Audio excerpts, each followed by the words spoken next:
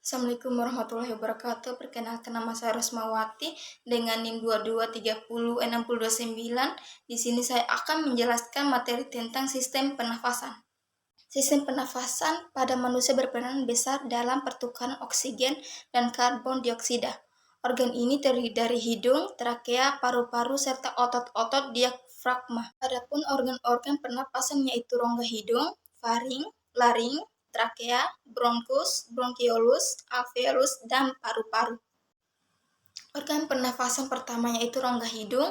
Hidung merupakan tempat masuknya udara ke dalam sistem pernafasan. Selain itu, hidung berfungsi untuk menyaring, membersihkan, dan melembabkan udara yang masuk. Bagian-bagian hidung yaitu tulang hidung, lendir, serabut saraf pembau atau olfaktori, serabut saraf ke otak, silia saraf pembau. Selabut lendir dan silia berfungsi: 1. Menyaring debu dan kotoran yang masuk ke hidung. 2. Mengatur suhu udara. 3. Mengenali bau melalui saraf olfaktori. Yang kedua, faring atau tenggorokan adalah saluran udara dan makanan yang berfungsi sebagai titik pertemuan antara saluran pernapasan dan saluran pencernaan. 3. Laring, bagian sistem pernafasan yang mengandung pita suara bernama laring. Fungsinya untuk menghasilkan suara melalui vibrasi pita suara saat udara melewatinya. Selain itu, laring juga berfungsi sebagai katup udara yang membantu mencegah makanan dan cairan masuk ke dalam saluran pernapasan. Trakea saluran udara ini menghubungkan laring atau kotak suara dengan bronkus yang masuk ke dalam paru-paru. Trakea memiliki cincin tulang rawan yang melipisi dindingnya. Cincin tulang rawan ini menopang struktur trakea selama proses inspirasi. Hal ini menjaga saluran udara tetap terbuka sehingga aliran udara tetap lancar. 5. Bronkus. Bronkus merupakan cabang dari trakea yang berjumlah sepasang yang masing-masing menuju paru-paru kanan dan kiri. Saluran ini kemudian bercabang menjadi bronkiolus yang lebih kecil. Yang keenam, bronkiolus merupakan cabang bronkus. Bronkiolus kanan bercabang menjadi 3 bronkiolus, sedangkan bronkus kiri bercabang menjadi 2 bronkiolus. Bronkiolus bercabang-cabang menjadi saluran yang semakin halus dan kecil, dan dindingnya tipis. Bronkiolus tidak mempunyai tulang rawan, tapi mempunyai silia. Selain itu, bronkiolus juga berfungsi untuk mengontrol jumlah udara masuk dan keluar saat proses pernafasan. Yang ketujuh itu alveolus. Alveolus adalah kantung-kantung kecil dalam paru-paru yang terletak di ujung bronkiolus. Dalam sistem pernafasan, alveolus berfungsi sebagai tempat pertukaran oksigen dan karbon dioksida. Pada alveolus juga ada kapiler pembuluh darah.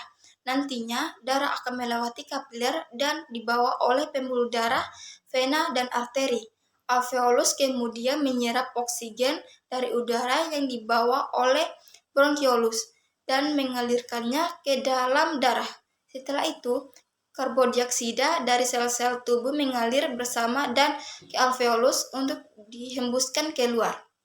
Paru-paru. Paru-paru organ utama dalam sistem pernafasan yang bertanggung jawab atas pertukaran gas adalah paru-paru.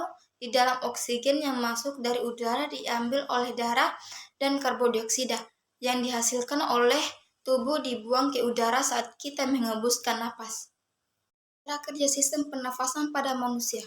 Ketika menarik napas atau inhalasi, diafragma dan otot-otot di antara tulang rusuk akan berkontraksi dan meluaskan rongga dada sehingga paru-paru bisa mengembang dan terisi udara.